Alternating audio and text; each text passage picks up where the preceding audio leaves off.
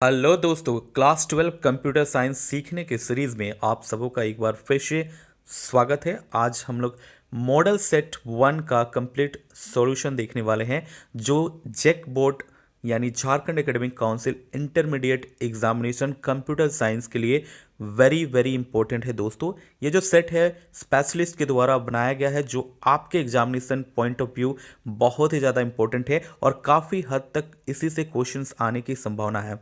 तो सबसे पहले चलिए समझते हैं कि एग्ज़ाम का पैटर्न क्या है। सब्जेक्टिव का सॉल्यूशन हम लोग देखेंगे स्टूडेंट्स, क्योंकि इससे पहले हमने ऑब्जेक्टिव क्वेश्चन सेट 1 का सॉल्यूशन देख चुके हैं और आज हम लोग डिस्कस करेंगे सब्जेक्टिव पार्ट के बारे में। तो स्टूडेंट बता दें, सब्जेक्टिव टाइप का क्वेश्चंस जो आपका होगा ये भी 1.5 घंटा का ही होगा, जैसे आपका ऑब्जेक्टिव टाइप ऑफ क्वेश्चंस का एग्जाम होगा, राइट। और ये भी 35 मार्क्स का होगा। आप लोगों को पता है 35 मार्क्स का ऑब्जेक्टिव क्वेश्चन, 35 मार्क्स का सब्जेक्टिव क्वेश्चन और साथ ही 30 मार्क्स का आपका जो प्रैक्टिकल है आपके कॉलेज या स्कूल से आपको मिलेंगे, राइट। तो सबसे पहले हम लोग समझते हैं एग्जाम का पैटर्न क्या होगा स्टूडेंट, क्योंकि आप में से बहुत को नहीं पता कि एग्जाम का पैटर्न क्या होगा। सबसे पहले पैटर्न को समझिए स्टूडेंट। तो परीक्षार्थी यथासंभव अपने शब्दों में उत्तर दे, ये तो सभी सब्जेक्ट के लिए इंपॉर्टेंट होता है कि आप यथासंभव अपने शब्दों में ही उत्तर देने की कोशिश करें, राइट। और समझते हैं अगला स्टूडेंट कि कुल प्रश्नों की संख्या है जो है 19 है, 19 होंगे एग्जाम में आपका। और यहाँ पर देखिए प्रश्न संख्या 1 से 7 तक अति लघु उत्तरीय प्रश्न होंगे। स्टूडेंट ध्यान देने की बात है, 1 से 7 तक अति लघु उत्तरीय प्रश्न होंगे। इनमें से किन्हीं 5 का ही उत्तर देना है, राइट। यहाँ पर समझना है 7 क्वेश्चन जो क्वेश्चन नंबर 1 से 7 तक होंगे 1 मार्क्स का होगा और सिर्फ 5 क्वेश्चन का ही उत्तर देना है। नेक्स्ट इंपॉर्टेंट पॉइंट है स्टूडेंट, नेक्स्ट इंपॉर्टेंट पॉइंट है, देखिए प्रश्न संख्या 8 से प्रश्न संख्या 14 तक, यानी 8 से लेकर 14 तक लघु उत्तरीय प्रश्न होंगे स्टूडेंट, और इसमें से किन्हीं 5 प्रश्नों के ही उत्तर आपको देने हैं।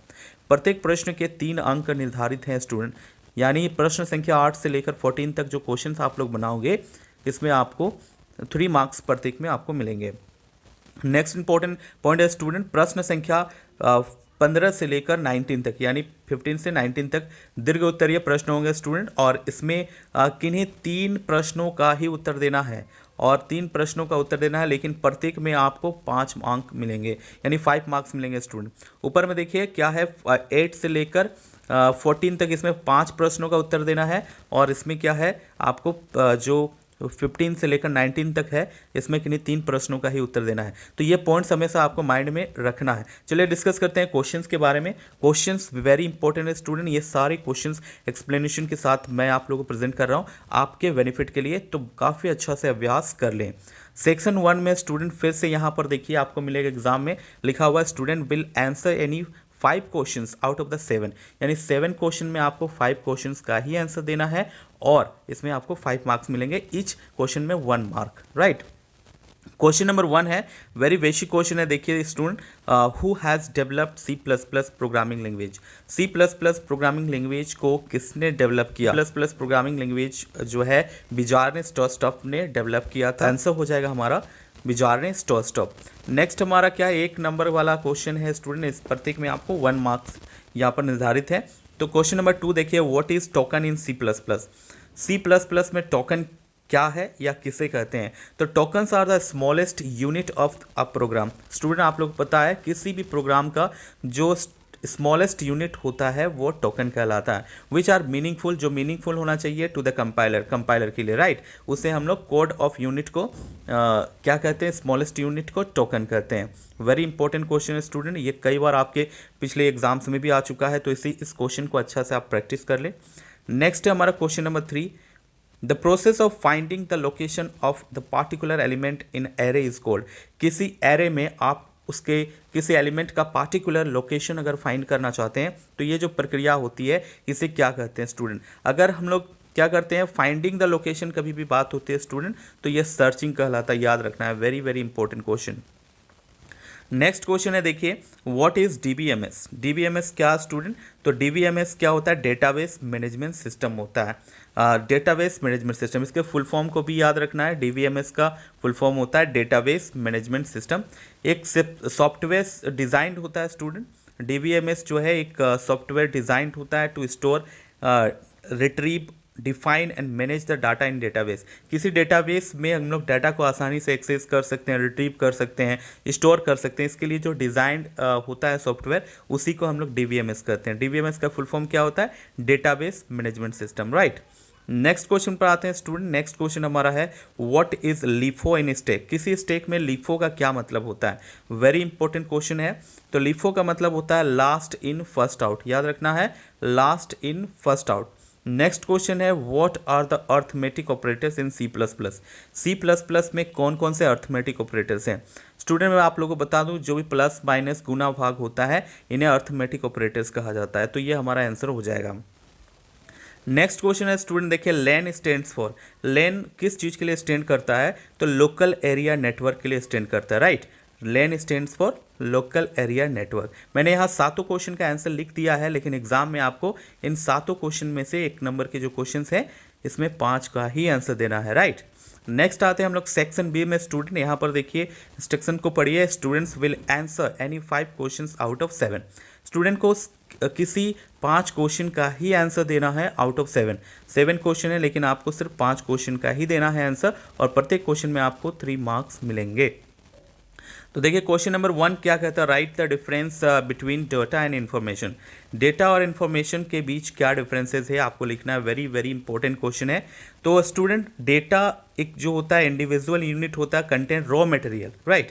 जो रॉ मटेरियल होता है वो डेटा हमारा कहलाता है, इंडिविजुअल यूनिट होता है। लेकिन इसको जब लॉजिकली एक स्पेसिफिक मैनर में हम लोग स्टोर करते हैं तो ये इन्फॉर्मेशन बन जाता है, राइट। तो डेटा से ही इन्फॉर्मेशन क्रिएट होता है। तो डेटा इंडिविजुअल यूनिट होता है that contains raw material which do not carry any specific meaning. Data को स्पेसिफिक मीनिंग नहीं होता है, लेकिन उसी को हम लॉजिकली जब स्टोर करते हैं तो हमारा इन्फॉर्मेशन बन जाता है। तो information is a group of data that collectively carries a logical meaning, right. तो वेरी इंपॉर्टेंट क्वेश्चन है, इसे आप अच्छा से याद कर लें, आपके एग्जाम के लिए बहुत इंपॉर्टेंट है। Next student, what is unary operator in C plus plus. C plus plus में यूनरी ऑपरेटर किसे कहते हैं? बहुत ही इंपॉर्टेंट है। Those operators which require only one operand. Unary operator, binary operator, ternary operator, तीनों को याद कर लेना है। तीनों में से एक एग्जाम में आएगा ही आएगा, राइट। तो those operators which require only one operand, जिसमें सिर्फ एक वेरिएबल पर काम होता है, एक ऑपरेंड पर काम होता है, उसे हम लोग क्या कहते हैं? Unary operator. To operate upon, those operators which require only one operand to operate upon are known as unary operator। जैसे हम लोग प्लस प्लस का यूज़ इंक्रीमेंट ऑपरेटर के लिए और डिक्रीमेंट ऑपरेटर के लिए हम लोग माइनस माइनस का यूज करेंगे, तो ये कहलाएंगे यूनरी ऑपरेटर। नेक्स्ट आते हैं, write a program in C plus plus to find sum of any 2 integer. किन्हीं 2 इंटेजर्स का सम यानी जोड़ निकालने के लिए आपको एक प्रोग्राम लिखना है, राइट। तो यहाँ पर इस क्वेश्चन में भी आपको 3 मार्क्स मिलेंगे स्टूडेंट, तो वेरी इंपॉर्टेंट है। हम लोग क्या करते हैं? हेडर फाइल लिखते हैं, hash include iostream.h using namespace std का यूज़ कर सकते हैं हेडर फाइल के रूप में।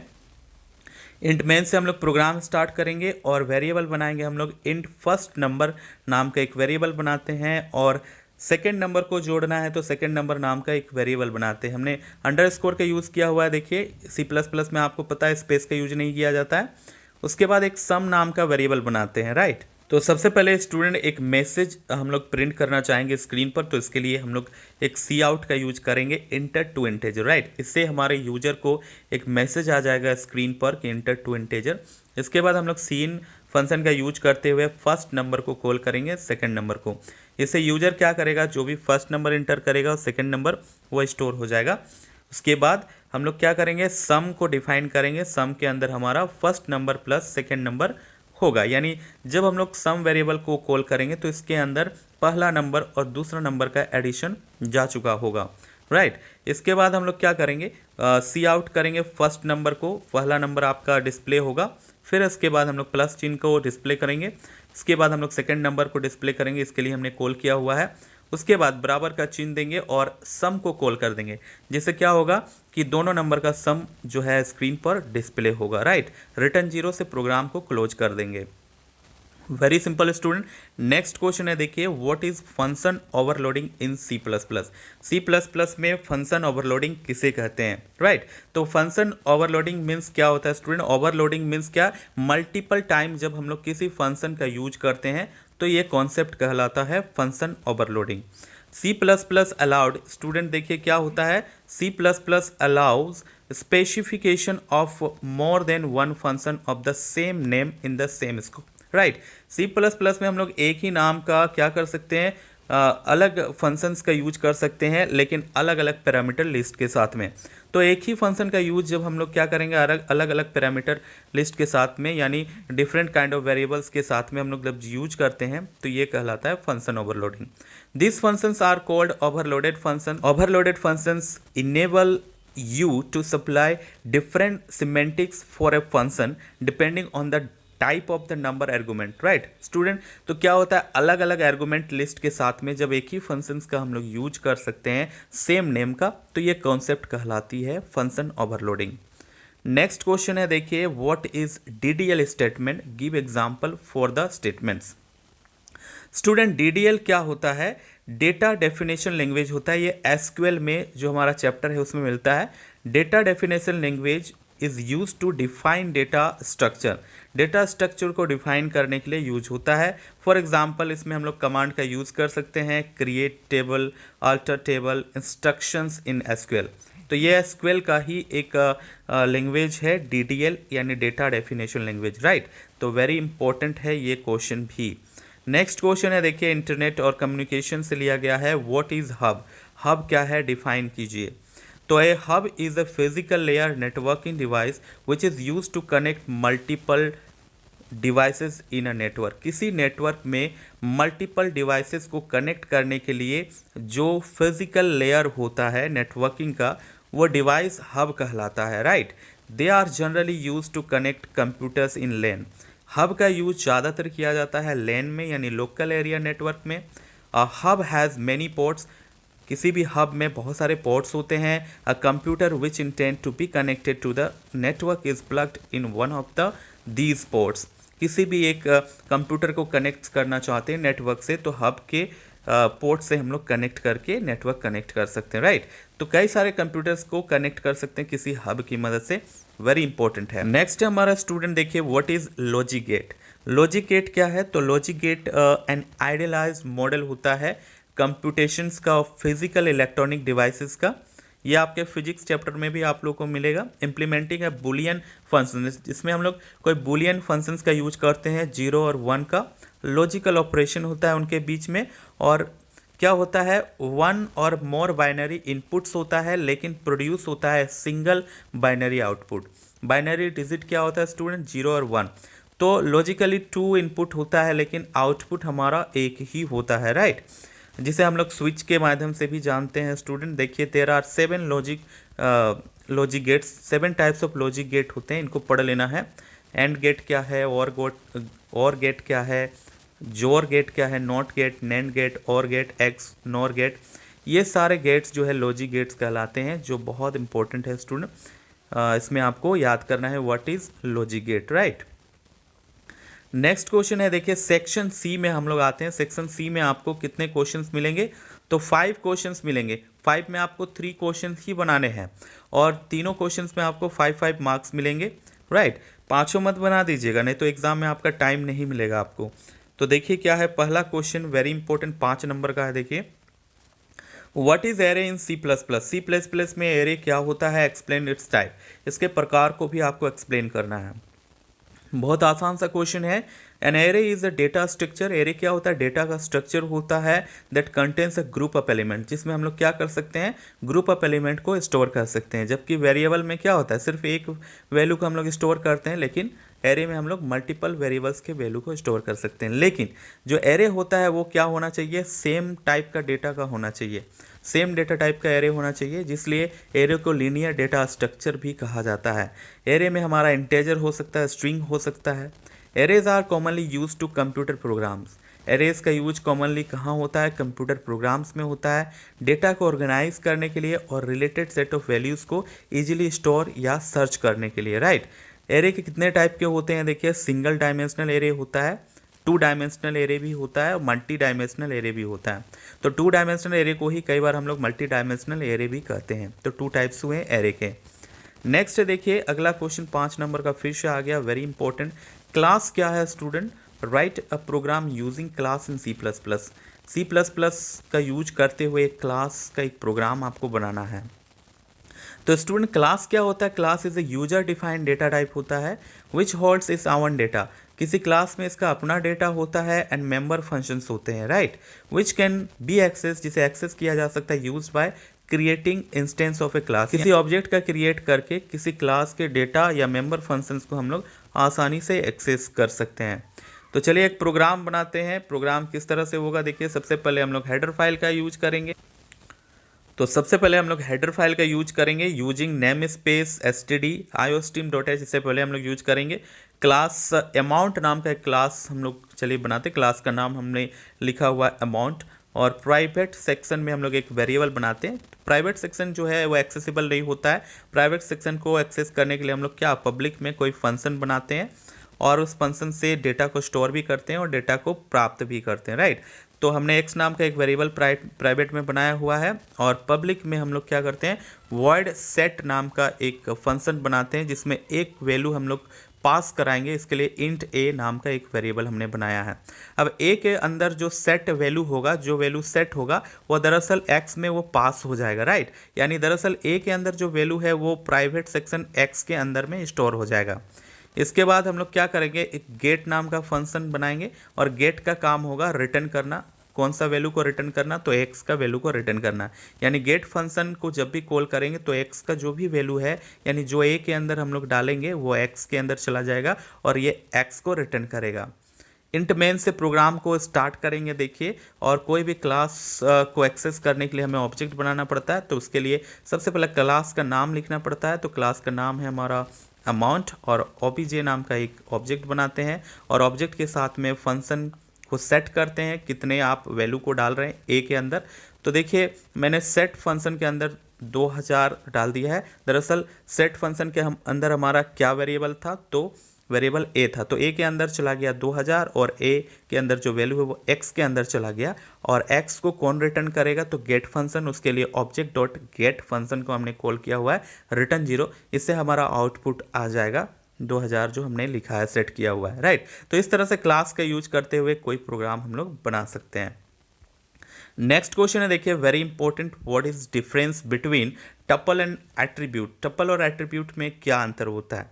तो टपल जो है डेटाबेस कॉन्सेप्ट से लिया गया स्टूडेंट। ये चैप्टर जो है आपका है आपके बुक का डेटाबेस कॉन्सेप्ट, राइट। तो हॉरिजॉन्टल सबसेट या इंफॉर्मेशन जो टेबल में होता है इसको टपल। तो जो रो वैल्यूज होते हैं ना, हॉरिजॉन्टल कह रहा मतलब क्या? रो वैल्यू, जो टेबल में रो वैल्यू होते हैं उसे हम लोग क्या कहेंगे? टपल कहते हैं, राइट। तो हॉरिजॉन्टल सबसेट या information in a table is called tuple. Tuple is a row record in relation. देखिए यहाँ पर आगे कह भी रहा है टपल जो है किसी टेबल का रो रिकॉर्ड होता है। विच गिव्स पार्टिकुलर इन्फॉर्मेशन, जिससे आपको कोई पार्टिकुलर इन्फॉर्मेशन मिलता है। Fields columns are known as attribute, लेकिन जो भी कॉलम होता है या फील्ड होता है, राइट, वो एट्रीब्यूट कहलाता है। यानी ये जो है हमारा कॉलम हो गया तो ये एट्रीब्यूट कहलाएगा और ये जो हॉरिजॉन्टल सब पार्ट होगा ये हमारा क्या कहलाएगा? रो। रो को हम लोग टपल्स भी कहते हैं। तो ये डिफरेंसेस है दोनों के बीच में, यानी कॉलम और रो के बीच जो अंतर है वही आपका टपल और एट्रीब्यूट के बीच में है। Next question number 4। Question number 4 है आपका define data type in C plus plus. C plus plus में कितने प्रकार के डेटा टाइप होते हैं उसको डिफाइन करना है। Explain different data type with example. Example के टाइप के साथ में आपको एक्सप्लेन भी करना है। देखिए तो सी प्लस प्लस में स्टूडेंट जो डेटा टाइप होता है वो क्या होता है? Data type determines the type of size of the data associated with the variable. जो सी प्लस प्लस है student, data types are declarations for variables. किसी भी वेरिएबल्स के लिए जो डिक्लेरेशंस होता है वो उसका डेटा टाइप निर्धारित करता है। विच determines the type of size of the data associated with variable. जिसे साइज भी होता है, विशेष प्रकार का डेटा टाइप का जो साइज है, जैसे इंटेजर का अलग साइज होता है, फ्लोट का अलग साइज होता है, यह भी एसोसिएट होता है किसी वेरिएबल से। तो आइडेंटिफाई करने के लिए कि आप यूजर किस प्रकार के डेटा इंसर्ट करने वाला है उसके लिए हमें डेटा टाइप लिखना आवश्यक होता है। तो there are 3 types of data type होता है स्टूडेंट। देखिए सबसे पहला हमारा होता है फंडामेंटल डेटा टाइप। इसमें हमारा इंट आता है, खेर आता है, फ्लोट आता है, डबल आता है और भी कई सारे आते हैं, स्ट्रिंग आते हैं, राइट। तो ये बेसिक चीज़ें हैं, इंट, केयर, फ्लोट, डबल, ये हमारा फंडामेंटल डेटा टाइप होगा। यूजर डिफाइंड डेटा टाइप में हमारा क्लास आता है, स्ट्रक्चर आता है, और डिराइव डेटा टाइप में हमारा क्या आता है, एरे आता है या पॉइंटर आता है। तो 3 टाइप्स ऑफ डेटा टाइप होंगे, इसको आपको याद कर लेना है, वेरी वेरी इंपॉर्टेंट। अब आते हैं लास्ट क्वेश्चन पर स्टूडेंट। 5 नंबर का एसक्यूएल से क्वेश्चन पूछा हुआ है, आपको टेबल्स क्रिएट करना कमांड के माध्यम से, उसका आउटपुट निकालना, ये आना चाहिए एसक्यूएल में, राइट। तो यहाँ पर देखिए ए टू ई भी रहता है कई बार क्वेश्चन, तो यहाँ पर देखिए 4 ही क्वेश्चन है, 5 भी क्वेश्चन होता है, तो आपको आंसर देना है वैसे ही। तो सबसे पहले टेबल को स्टडी करना है, सीरियल नंबर का एक कॉलम दिया हुआ है, नेम का और गेम का, राइट। तो क्वेश्चन नंबर 1 क्या कहता है इसका, देखिए 5 छोटे छोटे या 4 छोटे छोटे क्वेश्चन आपको मिलेंगे इसमें। To display the names of all players in sports relation. देखिए रिलेशन यानी टेबल का नाम क्या है, स्पोर्ट्स, और इसको आपको क्या करना है, क्वेश्चन कर रहा है कि नेम्स को डिस्प्ले करना है ऑल प्लेयर्स का इन स्पोर्ट्स रिलेशन, रिलेशन मतलब टेबल।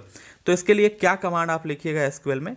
तो हम लोग क्या करते हैं कि किसी चीज़ को डिस्प्ले करना होता है तो सेलेक्ट कमांड का यूज़ करते हैं और उस कॉलम का नाम का यूज करते हैं, राइट। तो नाम को जो है यहाँ पर प्लेयर्स का डिस्प्ले करने के लिए कह रहा है, तो सेलेक्ट नेम फ्रॉम स्पोर्ट्स कर देंगे, तो इससे हमारा नेम का जो कॉलम है वो डिस्प्ले हो जाएगा, राइट। 1 नंबर आपको आराम से मिल जाएगा यहीं।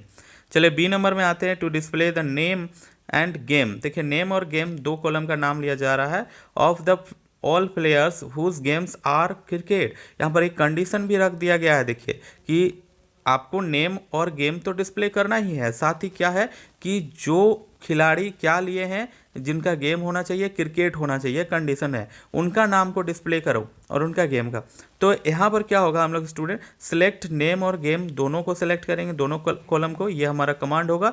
और स्पोर्ट टेबल के लिए तो उससे क्या करेंगे हम लोग, फ्रॉम स्पोर्ट्स, और एक कंडीशन हम लोग डाल देंगे वेयर क्लाउज का यूज करते हुए, ये क्लाउज है एसक्यूएल में स्टूडेंट। तो इस तरह से हम लोग क्या करेंगे, सिलेक्ट नेम का यूज करेंगे, game from sport, sport table से, वेयर जो है हमारा गेम इक्वल टू, यहाँ कंडीशन क्या है, ये वेयर क्लाउज का हमने यूज किया है, गेम जो है इक्वल टू क्रिकेट होना चाहिए, राइट। तो क्रिकेट जो है आपको विथ इन कोट में लिखना है, ये भी याद रखना है, और सेमी कोलन से आपका लाइन एंडिंग हो जाएगा। तो ये कमांड होगा आपका क्वेश्चन नंबर बी के लिए, ठीक है। क्वेश्चन नंबर लास्ट है हमारा क्या, क्वेश्चन नंबर 5 है ये सेक्शन सी का, और बी के लिए ये आंसर हो जाएगा। तो इसे अभ्यास कर ले एसक्यूएल के टेबल्स को, बहुत इंपॉर्टेंट है। नेक्स्ट हम लोग आते हैं to show the name and games of players in ascending order. देखिए ये भी क्वेश्चन बहुत इंपॉर्टेंट है। क्या पूछ रहा है कि असेंडिंग ऑर्डर में आपको नाम को डिस्प्ले करवाना है, राइट। तो क्या सेलेक्ट करेंगे हम लोग, टू शो या डिस्प्ले दोनों एक ही है, तो सिलेक्ट नेम, नेम को सिलेक्ट करेंगे और उसके बाद गेम, लेकिन कहाँ से हम लोग, स्पोर्ट जो टेबल है उससे, और ऑर्डर बाय क्लाउज का हम लोग यूज करेंगे। ये भी एक कॉन्सेप्ट, एक कमांड है स्टूडेंट एसक्यूएल में, जैसे वेयर क्लाउज का हम लोग यूज करते हैं, तो ऑर्डर बाय क्लाउज का भी हम लोग यूज करते हैं, बाय नेम असेंडिंग। तो ऑर्डर बाय क्लाउज का यूज करते हुए जो नेम होगा वो असेंडिंग ऑर्डर में डिस्प्ले होगा। तो ASC का हम लोग शॉर्ट फॉर्म यूज करते हैं असेंडिंग के लिए, फिर हम लोग सेमीकोलन से लाइन को एंडिंग करेंगे। तो ये कमांड होगा student, select name game from sports order by name ascending, right. Next पर आते हैं क्वेश्चन नंबर डी पर, to display the list of the sport relation who are in the football और बेसबॉल। देखिए यहाँ पर क्या कर रहा है कि उनका लिस्ट को डिस्प्ले कीजिए जो फुटबॉल में है या फिर बेसबॉल में है।